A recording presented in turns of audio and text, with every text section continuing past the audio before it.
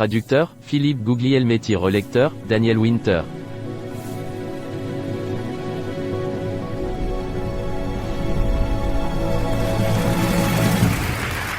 Je dois commencer par faire un aveu. Il y a un peu plus de 20 ans, j'ai fait quelque chose que je regrette. Quelque chose dont je ne suis pas particulièrement fier. Et que, pour plusieurs raisons, je voulais que tout le monde ignore à jamais. Mais que je me sens obligé de révéler ici. Rire. À la fin des années 1980, dans l'inconscience de la jeunesse, je suis allé en école de droit. Rire. Aux États-Unis, le droit est une spécialisation professionnelle. Vous obtenez un diplôme universitaire, puis vous allez en école de droit. Et quand je suis allé en école de droit, je ne m'en suis pas bien sorti. Je ne m'en suis pas bien sorti du tout. En fait, j'ai obtenu mon diplôme parmi ceux de la classe, qui font des autres 90% les meilleurs. Rire. Merci. Je n'ai pas pratiqué le droit un seul jour de ma vie. On ne me l'a pas trop permis. Rire. Mais aujourd'hui, malgré ce que la raison me dicte, et contre l'avis de ma propre femme, je vais dépoussiérer mes talents d'avocat. Ou du moins ce qu'il en reste. Je ne vais pas vous faire une plaidoirie. Je veux soutenir une cause.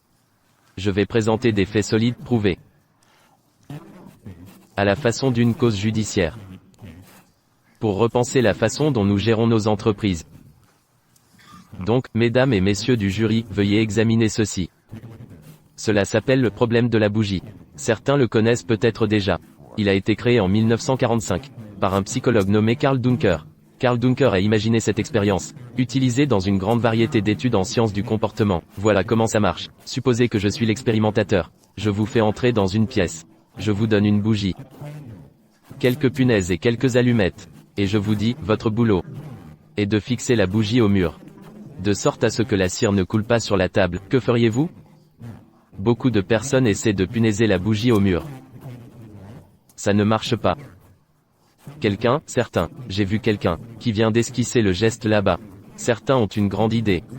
Ils frottent une allumette et fondent le côté de la bougie pour la souder au mur. C'est une idée fantastique, qui ne marche pas. Finalement, après 5 ou 10 minutes, la plupart des gens trouvent la solution, que vous pouvez voir ici. La clé de la réussite est de dépasser la fixité fonctionnelle. Vous regardez cette boîte et vous n'y voyez que l'emballage des punaises. Mais elle peut aussi avoir une autre fonction, comme plateforme pour la bougie. Le problème de la bougie.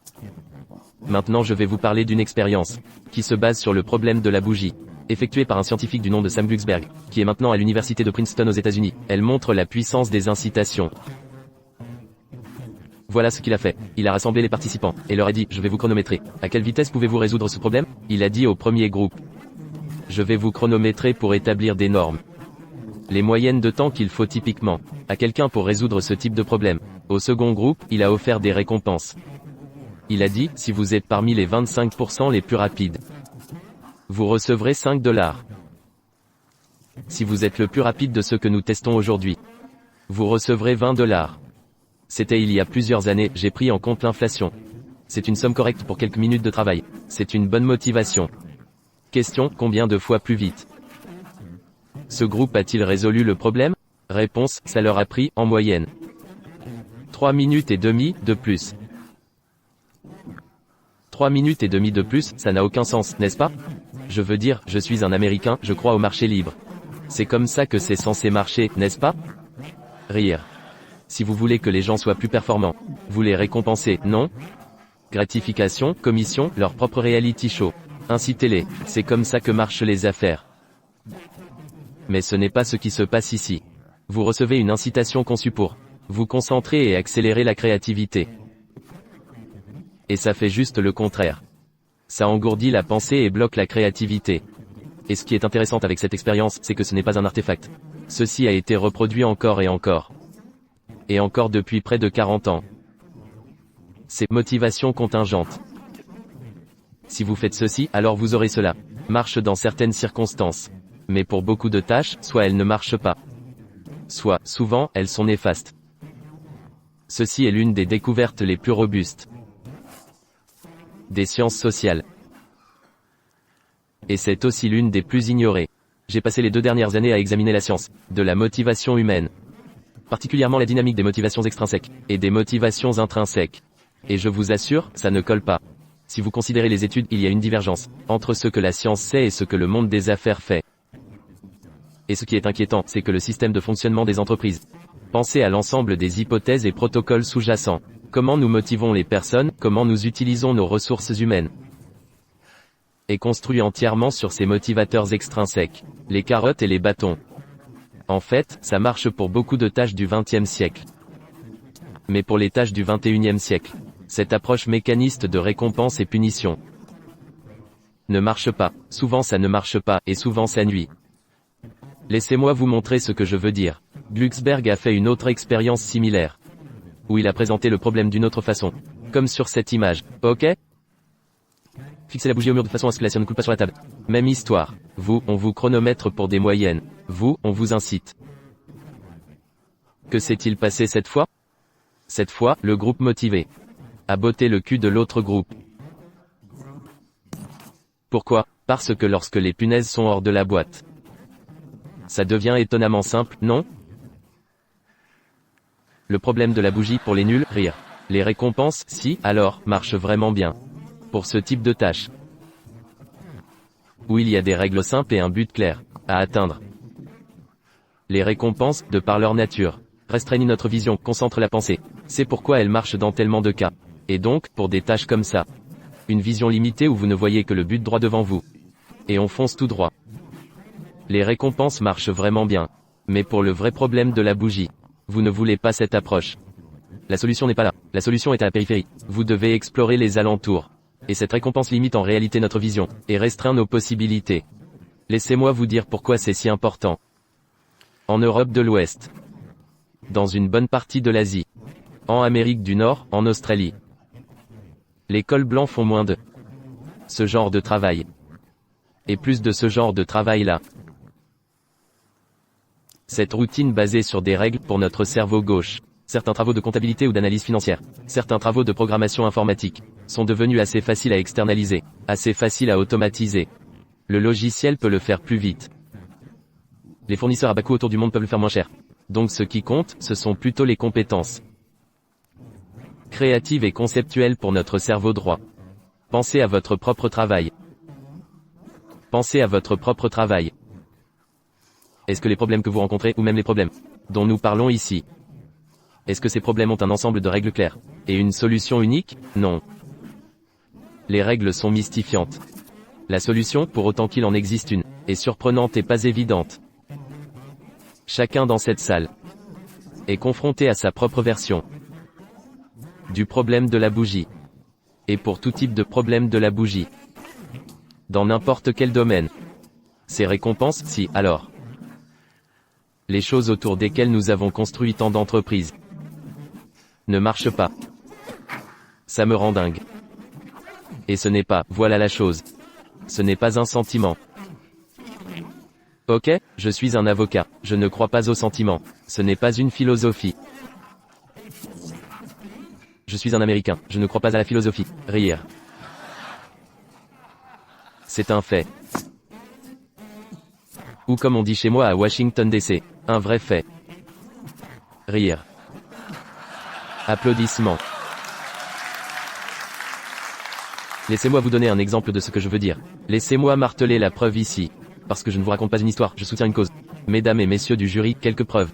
Dan Ariely, l'un des plus grands économistes contemporains, et 3 de ses collègues ont effectué une étude sur certains étudiants du MIT. Ils ont donné à ces étudiants du MIT un tas de jeux. Des jeux qui impliquent la créativité, et la motricité, et la concentration. Et ils leur ont proposé pour leur performance 3 niveaux de récompense. Petite récompense, moyenne récompense, grosse récompense. Ok, si vous réussissez vraiment bien, vous recevez la grosse récompense, etc. Que s'est-il passé? Tant que la tâche n'impliquait qu'un talent mécanique, les bonus ont marché comme attendu. Plus la paye était haute, meilleure était la performance. Ok, mais dès qu'une tâche demandait un talent cognitif, même rudimentaire, une plus grosse récompense conduisait à de moins bonnes performances. Puis ils ont dit: Ok, voyons si nous avons une influence culturelle ici. Allons à Madurai en Inde et refaisons le test. Le niveau de vie est plus bas. À Madurai, une récompense modeste en Amérique du Nord est plus significative. Même chose, un tas de jeux, 3 niveaux de récompense. Qu'est-ce qui se passe? Les gens à qui l'on a proposé les récompenses moyennes n'ont pas fait mieux que ceux à qui l'on a proposé les petites récompenses. Mais cette fois, ceux à qui l'on a proposé les plus grosses récompenses ont fait pire que tous. Dans 8 des 9 tâches examinées au cours de 3 expériences, les incitations les plus hautes ont conduit aux pires performances. Dis donc, n'y aurait-il pas une conspiration socialiste là-dessous? Non, ce sont des économistes du MIT, de Carnegie Mellon, de l'Université de Chicago. Et savez-vous qui a financé cette recherche? La Réserve fédérale des États-Unis. C'est une expérience américaine. Traversons les temps jusqu'à l'école d'économie de Londres. LSE, London School of Economics. L'alma mater de 11 lauréats du prix Nobel d'économie. Lieu de formation de grands penseurs économiques. Comme George Soros et Friedrich Hayek. Et Mick Jagger, rire. Le mois dernier, juste le mois dernier.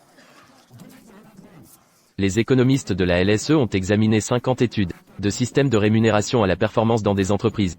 Voilà ce que ces économistes ont dit. Nous avons trouvé que les incitations financières peuvent causer un impact négatif sur la performance globale. Il y a une divergence entre ce que la science sait et ce que le monde des affaires fait. Et ce qui m'inquiète, alors que nous sommes dans les décombres d'une économie effondrée, c'est que trop d'organisations prennent leurs décisions, leur politique sur le talent et les gens, en se basant sur des hypothèses dépassées, non vérifiées, et enracinées plutôt dans le folklore que dans la science. Et si nous voulons vraiment sortir de cette pagaille économique, et si nous voulons vraiment de haute performance, sur les tâches propres au XXIe siècle, la solution n'est pas de faire plus des mauvaises choses, d'attirer les gens avec des carottes plus douces, ou de les menacer avec un bâton plus pointu. Il nous faut une approche entièrement nouvelle. Et les bonnes nouvelles à ce sujet sont que les scientifiques, qui ont étudié la motivation nous ont donné cette nouvelle approche. C'est une approche plutôt basée sur la motivation intrinsèque, sur l'envie de faire des choses parce qu'elles importent, parce que nous les aimons, parce que c'est intéressant, parce que ça fait partie de quelque chose d'important. Et à mon avis, ce nouveau système de fonctionnement de nos entreprises tourne autour de 3 éléments. L'autonomie, la maîtrise et la pertinence. L'autonomie, le désir de diriger nos propres vies. La maîtrise, l'aspiration de se surpasser sur quelque chose qui compte. La pertinence, l'envie de faire ce que nous faisons au service de quelque chose qui nous dépasse. Ce sont les briques d'un système de fonctionnement entièrement nouveau pour nos entreprises. Aujourd'hui, je ne vais vous parler que de l'autonomie. Au XXe siècle est apparue l'idée du management. Le management n'a pas surgi de la nature. Le management, c'est comme, ce n'est pas un arbre, c'est comme une télévision. Ok, quelqu'un l'a inventé. Ce n'est donc pas censé marcher éternellement. Le management, c'est génial. Les notions traditionnelles du management sont géniales, si vous voulez l'obéissance. Mais si vous voulez de l'engagement, l'autonomie marche mieux. Laissez-moi vous donner quelques exemples de notions fondamentales d'autonomie. Ce que ça signifie, vous n'en voyez pas beaucoup. Mais vous voyez les premières tendances de quelque chose de vraiment intéressant. Parce que ça implique de payer les gens adéquatement, et équitablement, absolument. Soustraire la question de l'argent de l'équation. Et puis confier aux gens beaucoup d'autonomie. Laissez-moi vous donner quelques exemples.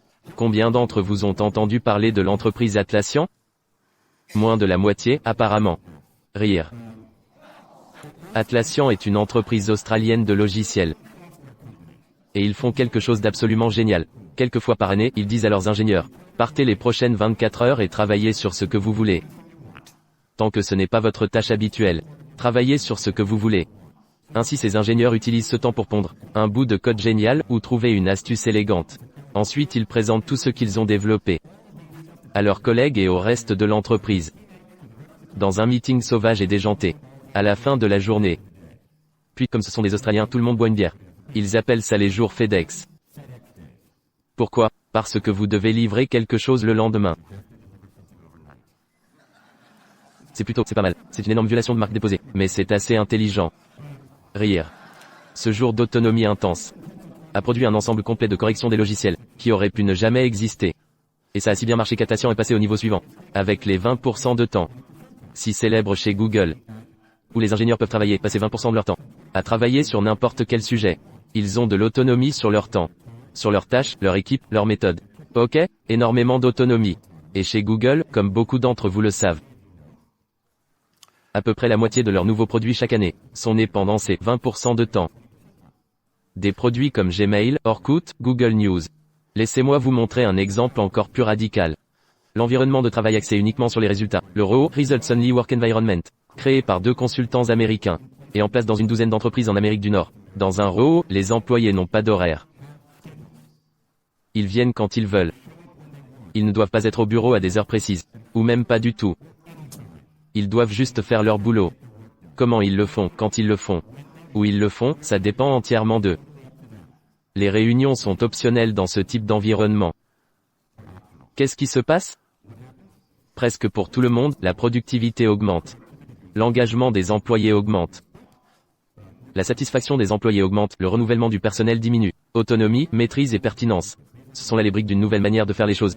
Maintenant vous pouvez regarder tout ça et dire HM, ça a l'air bien. Mais c'est utopique. Sur quoi je réponds, non, j'ai la preuve.